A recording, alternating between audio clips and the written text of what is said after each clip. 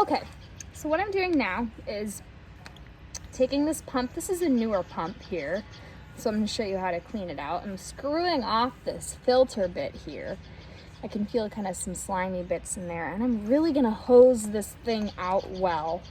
Maybe even squirt some Simple Green or something in there and really give it a hose and give it a good genuine clean, because you want to get out all those pathogens and different things like that that could possibly start to fester within your water basin.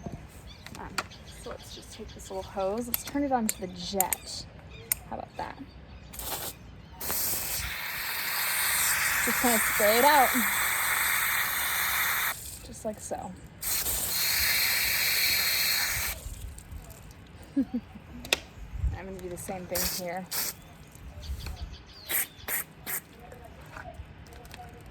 Cool beans. So there's that. That's kind of cleaning out that filter there. That's the newer filter, by the way, so I'll also show you how to clean our older style filter as well.